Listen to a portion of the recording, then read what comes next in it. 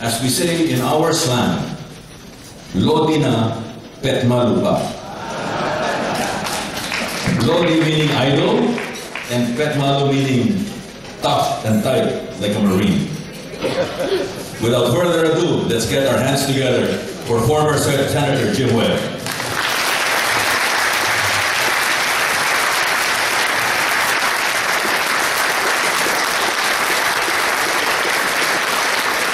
Thank you very much.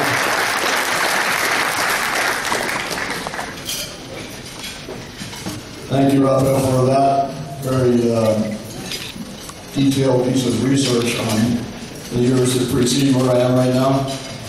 And special thanks to our Defense Minister, General Warren Zana, for being with us today, and our Ambassador, United States Ambassador to your country, Ambassador Jim. Thank you so much for being here with us.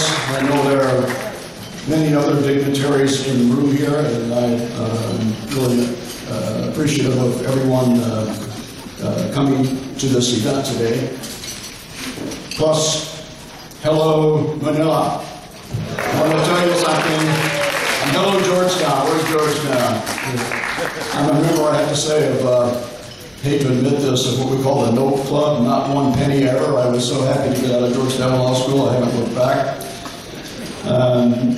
And I want to tell you, it is really, really good to be back here in Manila. And if you've been watching what's going on in Washington, you know, I mean, it is really good to be here in Manila. And especially, I would say that I am grateful to have been invited by Jackie Rodriguez to share this day with you. When I first accepted the invitation, we thought, my wife Hong and I thought we were going to be out here on an extended tour in Southeast Asia. The trip has been postponed, but we know how much work Jack Rodriguez has put into this, and we came in, we deadheaded from Virginia yesterday. We have to go back tomorrow night, but really pleased to be here and to share this event with you. This is an event that This is an event, when you think about it and try and put it into context of what's going on here or elsewhere, that celebrates 100 years. 100 years of continuity. And we can look back today and think about what's gone on in this world over the last 100 years and what has happened here in this region in terms of forms of government, economic systems, colonial powers disappearing, and the emergence of different forms of government and systems that have taken place. And we can especially, I can say this as an American who has always loved East Asia and who's always been proud of our Filipino relationship, that this is a special time to remember the journey of the Filipino people and of our relationship together in looking at the issues that face us in this world and in this region. This Rotary Club, I learned over the past few months, is rather unique. I mean, the music itself, before I got up here, it's almost not a club. It's almost like a tribe here. You got to communicate with each other the way that you do. That's what I've learned from talking to people about this, how special it is in terms of being a gathering of political, military, economic figures who can share experiences and thoughts about the best way for the Philippines to move forward. And again, I want to say a special comment about Jackie Rodriguez, your incoming president. If you look at his life story, it does speak a lot about what has happened over the past, not 100 years, Jackie, over the past several decades in terms of the evolution of issues here in the Philippines. Many of you know, he spent his early years in a POW camp during World War II and actually was qualified for benefits from it as a legitimate POW in World War II. The only 4-year-old POW in the Philippines. And I'm grateful that my wife Hong could be with us today. She's lot smarter than I am. She came to the United States along with her entire extended family when the communists took over South Vietnam. Her family got out the day before. The communists took over on a boat. Her father was a fisherman. They bounced around in the sea for a few days, were scooped up by the American Navy and taken to a refugee camp on Guam. And then she came to the United States with neither parent ever speaking fluent English, and ended up in the University of Michigan and in a Cornell Law School. And I know there are many Filipinos who have had a similar journey in terms of coming to places like the United States and knowing what it means to work and get to the top. So I'm so proud of her.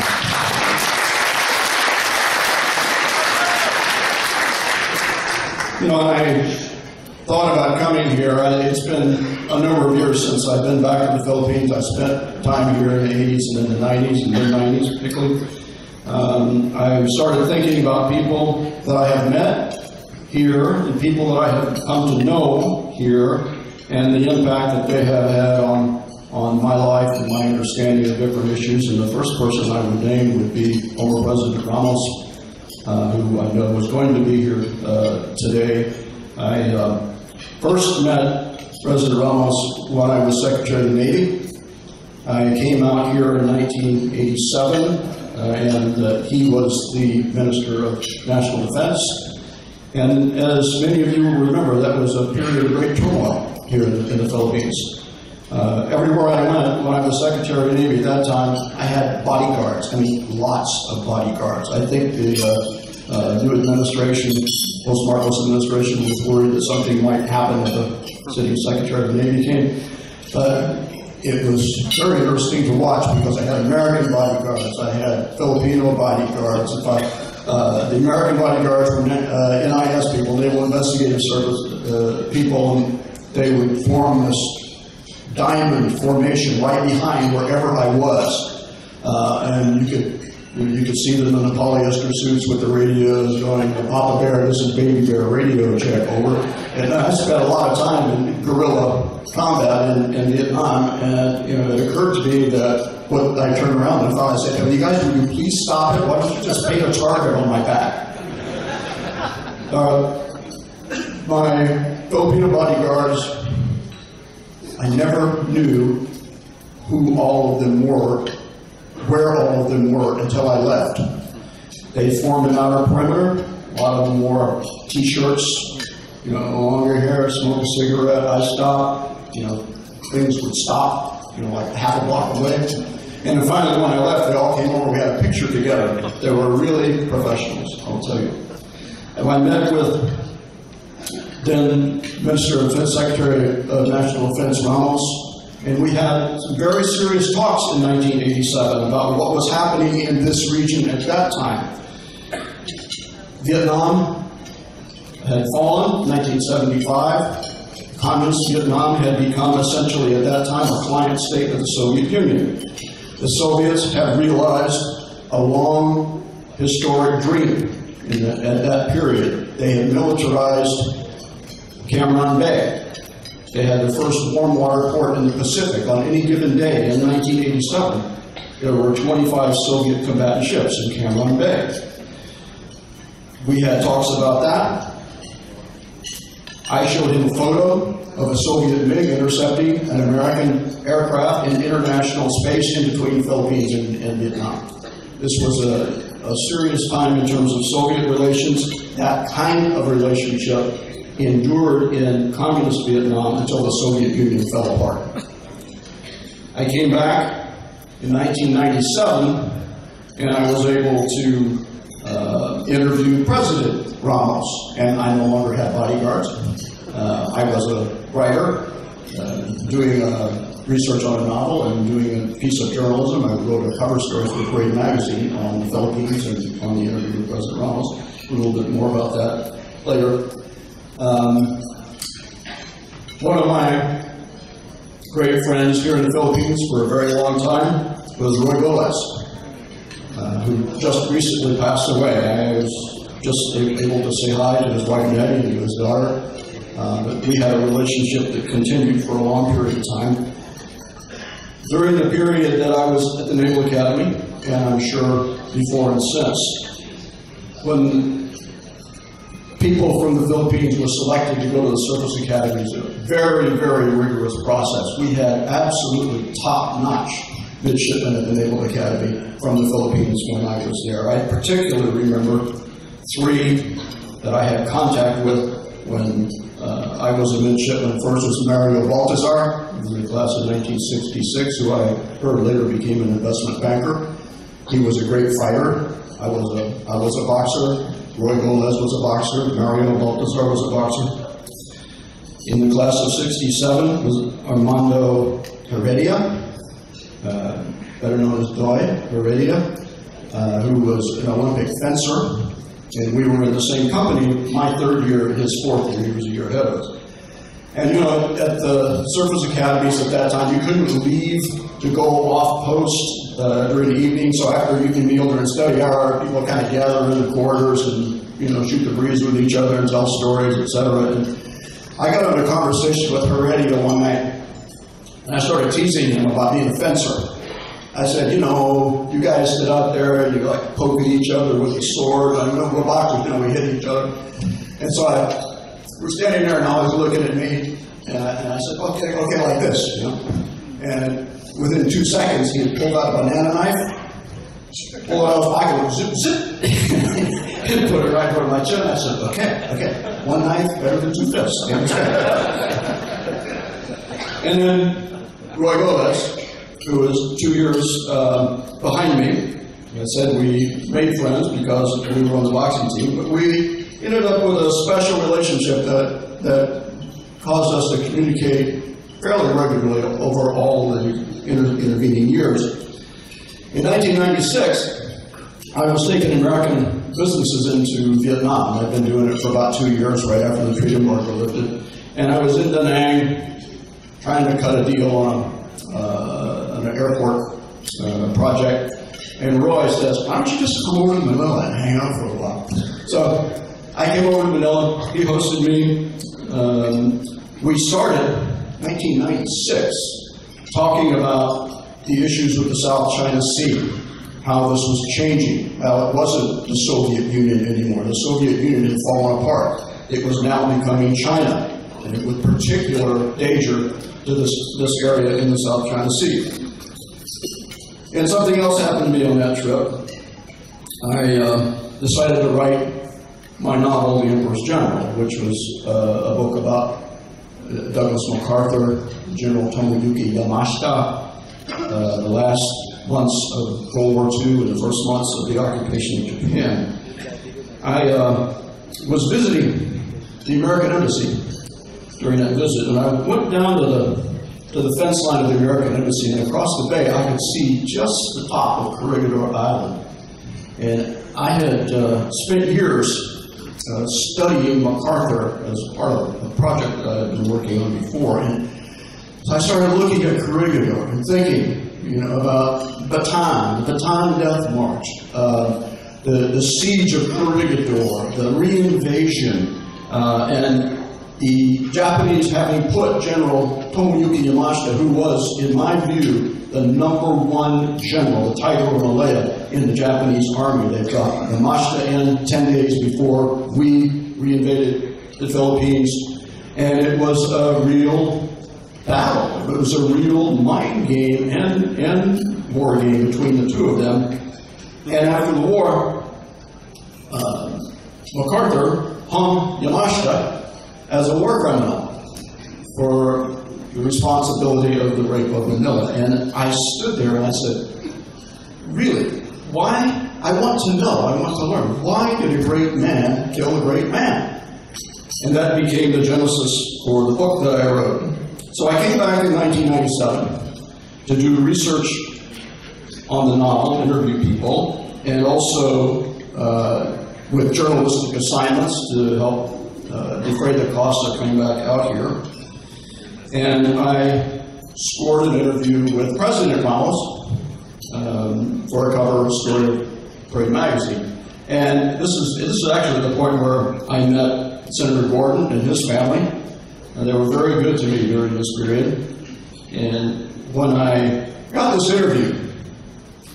They asked me, the girl's sister said, well, how are you going to go to Malacan House? How are you going to get there? And I said, well, I'm just going to go down, get a taxi, show up at the front gate, tell them I'm here to interview the president. She said, you can't do that in the Philippines. She said, you need a limousine. I said, you got to be kidding me. And they had, Dick can correct me, but they had like a 1930s era old black limo, all beautiful on the exterior. So their driver drove me, and they had a red siren that plugged into the battery, a cigarette lighter, I guess. Put that up on the front of it, and they delivered me in style to my interview with President Ramos. In sum, let me just put this in a nutshell. There's a long time appreciation for the history of the Philippines, for the talent of its people. We see that in the Philippine communities in the United States as well as here. My best friend, when I went through the Naval Academy, and a great friend to this day, Dick Rustin, who was a Filipino Hawaiian, also a boxer, who I brought as my military assistant when I was Secretary of the Navy. When we came here for the first interview with Ramos, they had me in the Manila Hotel. I'd always wanted to stay at the Manila Hotel, and they put 2 Marines outside my door. I said, I just got locked up in the best hotel in the Philippines. And Vic, who was, Filipino Hawaiian, just put on civilian clothes, left his Marine Corps uniform behind, walked out and went to town. And today, or yesterday, I would say I quite serendipitously got an email from Bette Bolivar, who was the first Filipina to graduate from the Naval Academy in the 1980s. She was on my staff when I was Secretary of the Navy, and she sent an email telling me that she just got selected for her second star. Very proud to have mentored her. She's a great friend, a hung in mind, but just went to her change of command last year.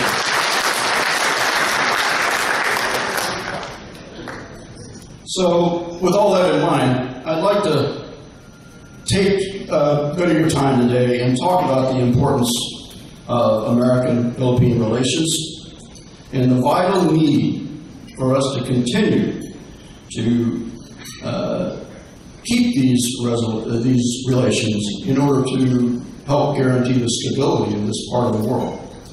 The starting point, and I think Ambassador Kim will appreciate and agree with this, is when you look at East Asia, you start with the Korean Peninsula.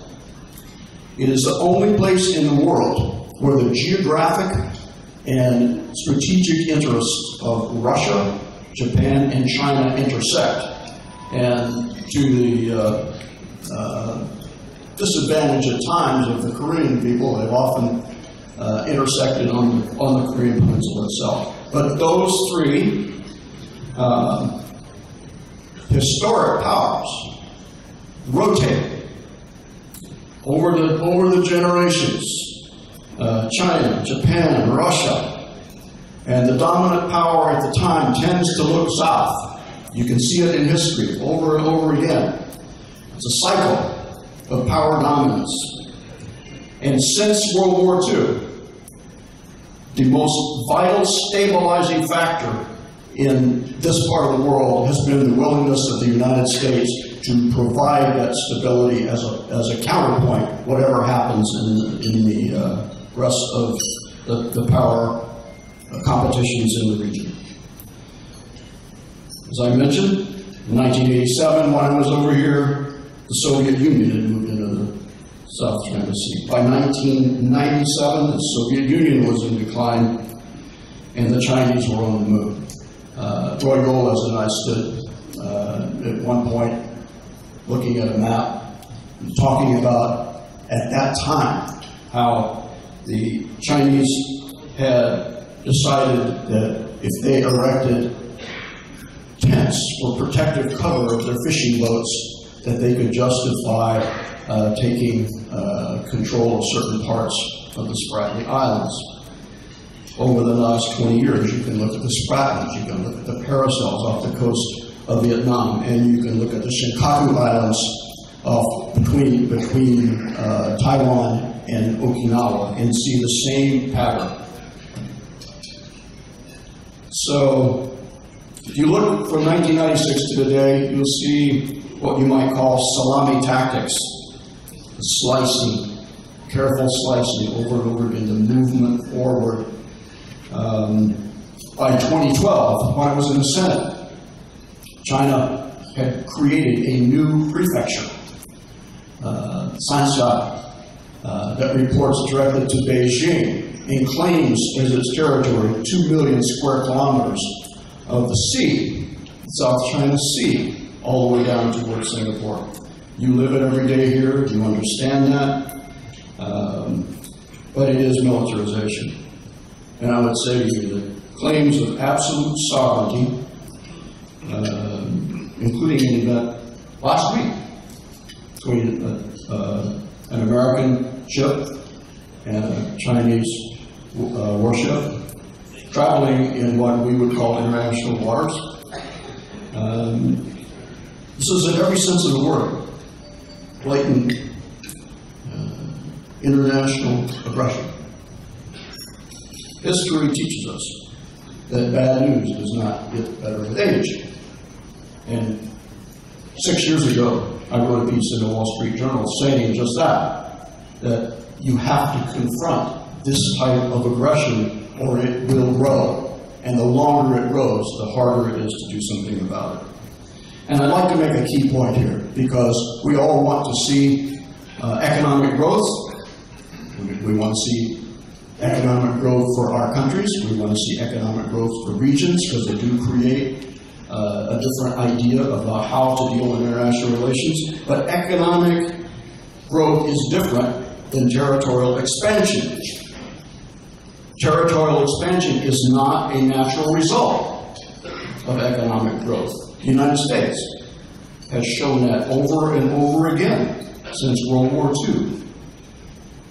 The stabilizing force out here. The United States gave back all the land that was retaken in World War II. No territorial ambitions, we want economic relations. Japan has shown this very strongly since the end of World War II. So, just leaving you with that thought today, that it's vitally important that we work together, the United States and the Philippines, to resist any notion that economic growth justifies territorial expansion. One does not justify the other. You can have one without the other. In a stable Asia, it goes without saying that the growth potential for the Philippines is unlimited. The population is growing. I heard yesterday it's 105 million now in the Philippines. The economy is vibrant. The population, the historic connection between that population and the United States is a long-time connector between our two countries. We're very proud of the American-Filipino community and the contributions that they've made all across our society, just as I remain very proud of the Vietnamese community that Hung came from. 4 million in the Filipino community in the United States, 2 million in the Vietnamese community in the United States. We can see the strength of these communities, the strength of these cultures when they're put under democratic systems. We have a future, the United States and the Philippines. We have a future together. We also have a history that we share. And the 100-year legacy of this club is one symbol of that historic journey. So we need to resolve issues that distract us and come together on the important issues that bind us, and that is how we maintain stability in this region. And with that, are we taking questions, or is everybody want to go? But that's my message for you for today. It's a great pleasure to be here. Thank you.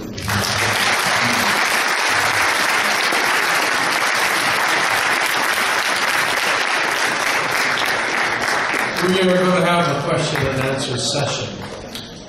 Before we go there, I'd like to give due recognition to the son of one of our greatest members in the Rotary Club of Manila, a longtime friend of mine, my congressman in my district, now the Vice Mayor of Paranaque, the son of Roy Wallace. Please stand up.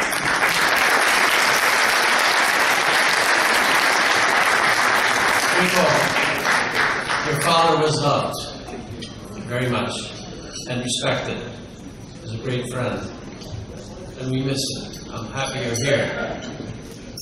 I'm giving you an order. You join the Rotary Club of Manila. Now. Yes.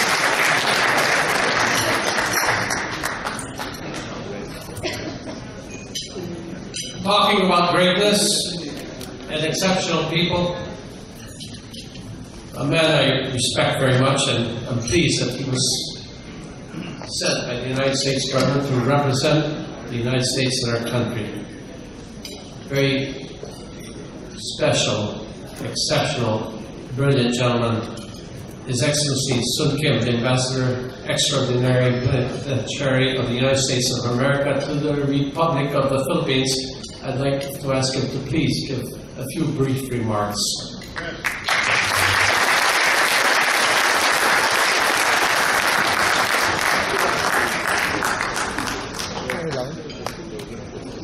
Thank you very much, Mr. President. I guess you didn't want me to give a long speech because you emphasized brief remarks. I'm delighted to be with this very distinguished group. Mr. Chairman, it's such a pleasure to welcome you to the Philippines. I've been one of your big fans for a long time. In fact, when I was a younger diplomat going through my first Senate confirmation process, Senator Webb was the chairman of the East Asia Subcommittee of the Senate Foreign Relations Committee. And he was incredibly gracious and thoughtful in having my confirmation. And I think that was the beginning of my very lucky career, so thank you.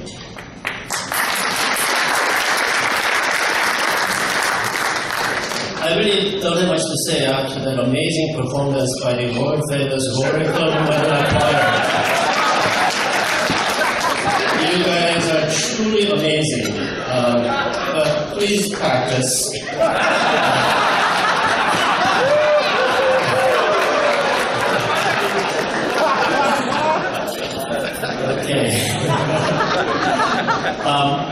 Just a couple of things. Congratulations to President-elect Rodriguez.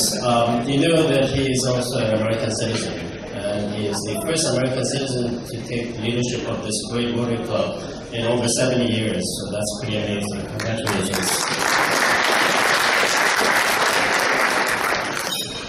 I think Senator Webb's thoughtful speech was a very important reminder of the depth of the relations between the United States and the Philippines. And I'm totally committed and convinced that the future prospects for our two countries remain very bright.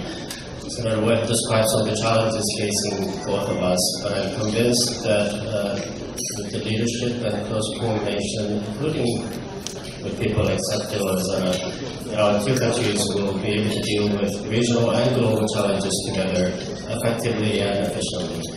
And that will require support from the greater public, and I will continue to count on this very distinguished Rotary Club of Manila, including the choir, for your strong support. Thank you very much.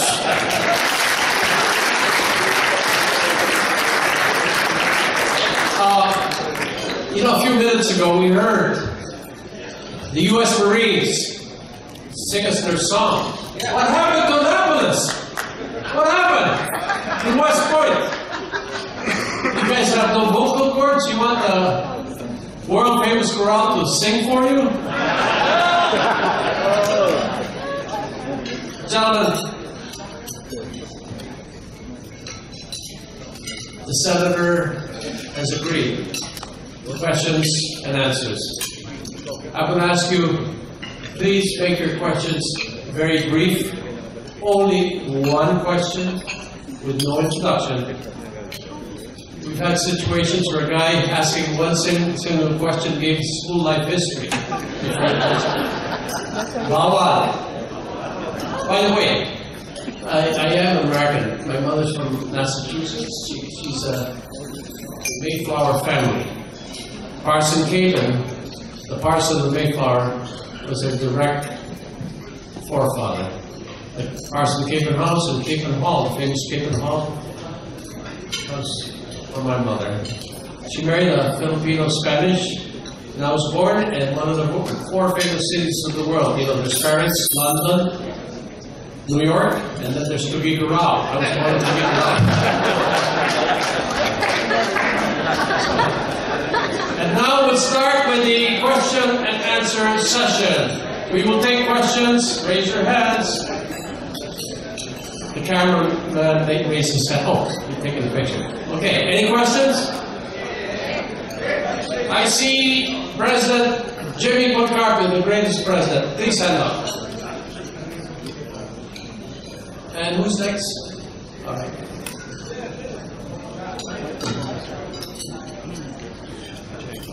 Jimmy, right here.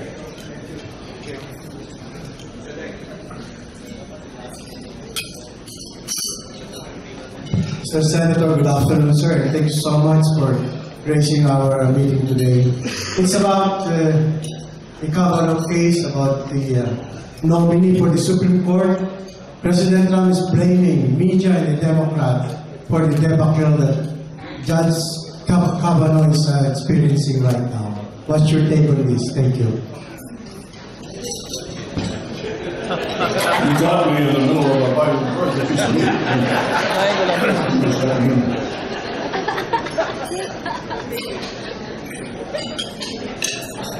At the Naval Academy, they had a rule when you were a play, there was 3 chews and a swallow. I think I got that.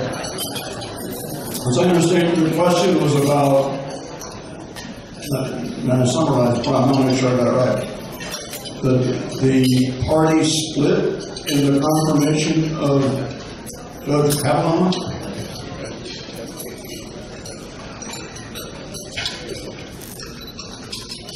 No, sir. The question was President Trump is blaming media working together with the Democrats as to the nomination of Judge Kavanaugh for the U.S. Supreme Court. What is your take on this, sir? Thank you. Okay. There is a major division, huge division in our country, as you know, and it's calcified along cultural lines in a way I don't think anything I remember in the past. One correction I should make about the introduction about I am a Democrat. I always was a Democrat. That's not really true. I'm very proud to work for President Reagan in the Pentagon. But I think just in terms of philosophical belief, a lot of major media does favor the position of the Democratic Party on that issue. I'm not familiar exactly with how President Trump characterized that, but the issue obviously is a lot deeper. I think that it's justified, to question why the Democrats on the committee held back on certain information the way that they did and dropped it fairly recently. I think it shouldn't have been done that way. Yes, sir. Hello. Senator Webb, I'm the grandnephew of Jose P. Laurel, the World War II President of the Philippines. My 3 grand-aunts are still living, so I noticed you're a big fan of Philippine history, especially World War II. If you're interested to meet them, 3 of them are still alive. Can you say the last part a little slower? I'm a great-grandnephew of President Jose P. Laurel. So my 3 great-grand-aunts are still alive, and they always tell me about world history, especially World War II. So if you're interested to meet with them, they're still alive, and I can arrange it. Oh, thank you. Thank you. And I've studied this a great deal, and have a lot of respect for the freedom fighters who stayed out in the jungle of the Philippines, the scouts, Philippine scouts, those people, they suffered a lot, and they gave a lot. Thank you.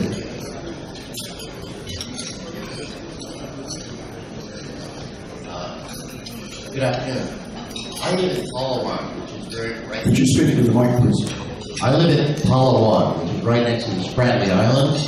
And I would like to know what you recommend the Philippines to maintain the territorial sovereignty of the Strategic Island from China, and also the other Southeast Asian countries they claim. The question is, what would I do to recommend?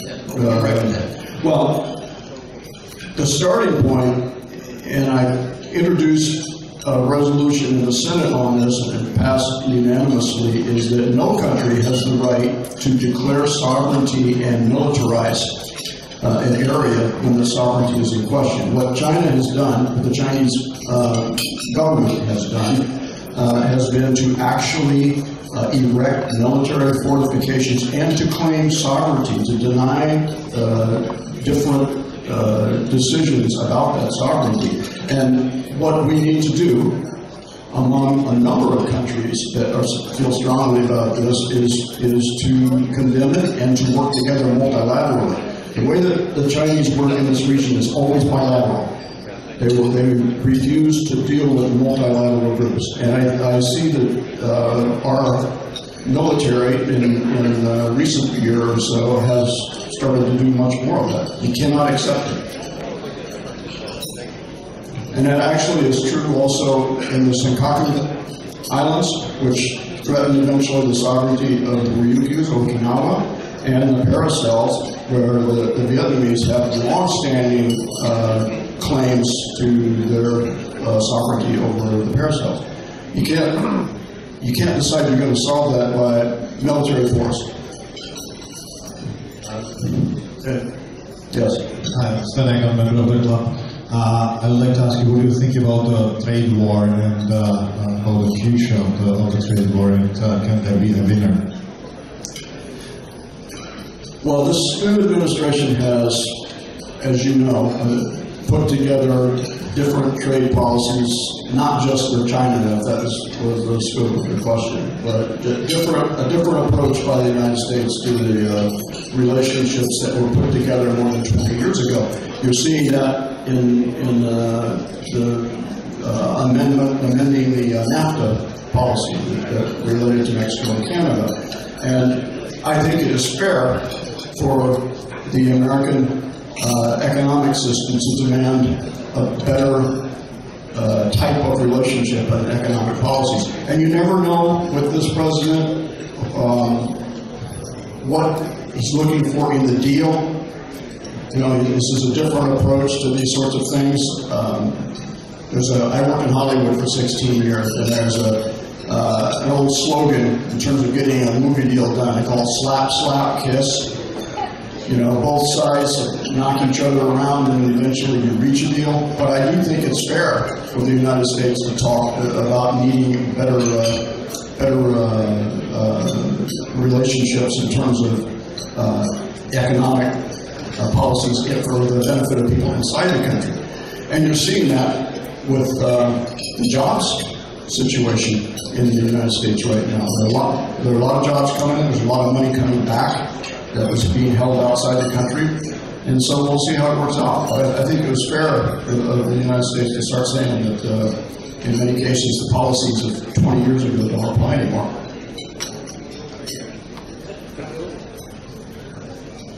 Good afternoon. My name is Frank Yi. I'm grandfather. I'm from China. And I'm the district governor that was special representative because China has not recognized Rotary. So we must behave ourselves, otherwise our hands will be slapped. Sir, we have a program to dig all the mines in Vietnam. On the first day of 2020. I'm having trouble understanding what you're saying. Just if you could speak a little slower. There get a lot of echoes in this room. I'm from China. Right. I'm the district representative. They call me special representative because we are not a district.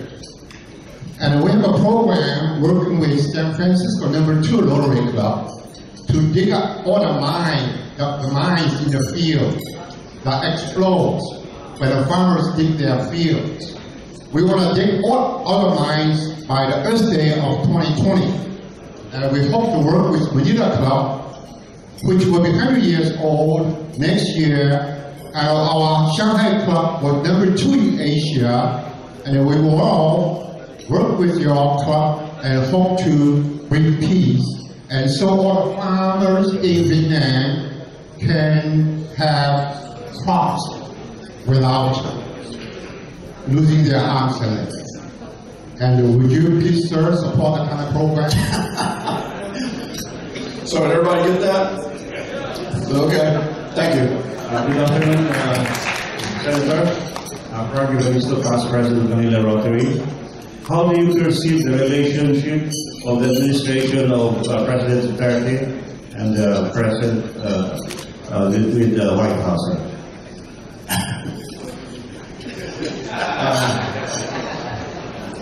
I think that we have a very good ambassador here to represent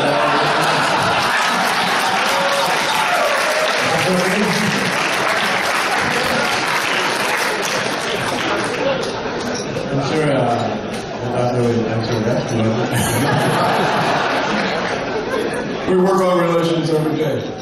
Ambassador works on relations every day. You know, I think the strength of the people, you know, if you look at, let me just say a minute about what's going on in the United States, and you can apply it to your own situation here, and that is, we're a very resilient society. That's what happens when you're constitutionally based. You know, and we're going through a period of transformation in our politics, and you know, we're going to sort it out. I'm very optimistic. We've been through different situations before, and I'm sure that there's people who think there may be some parallels here. You know, you've got very resilient people who've been through a lot, and sometimes, you know, like in the United States, I think people just decided somebody needs to just jolt the system. People need to jolt the system. That's what happened in 2016. I don't know what's going to look like 2 years from now, 4 years from now. But at the bottom, we have long relationships between our two countries, and I'm absolutely optimistic about the future of the relations between the Philippines and the United States. Thank you, Senator. Hello, Honorable Webb. Yes. My name is Evelyn Tan, and I am with District 3810 of Rotary, Manila. My question is, maybe most of us here in the Philippines doesn't know that you and China had almost had a confrontation last week with the military, Chinese military and U.S. military in that whatever river, the sea, you know, near the Philippines. Yes. And if that is the case and there's confrontation, you know, how does USA gonna help the Philippines? I mean, you guys are so late. The Chinese went there right away, and they did so many months and so many years building the location, and you guys didn't do nothing. Now you come here, you come, and then you confront, and then what's going to happen? You know, someday something's going to explode. I'm a U.S. citizen.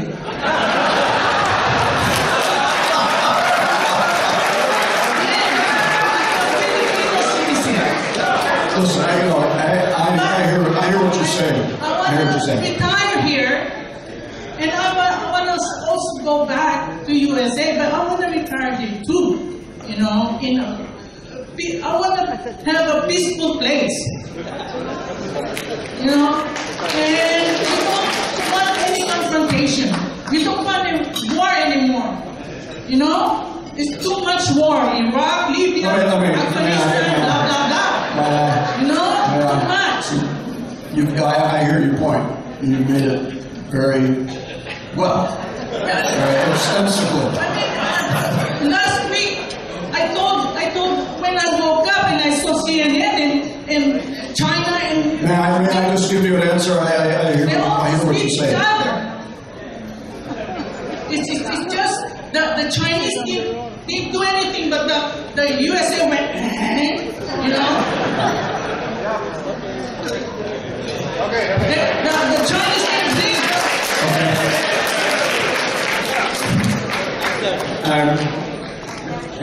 Mr. Webb, I'm really sorry that you feel that the Chinese didn't do anything when they militarized islands that are arguably territory of the Philippines.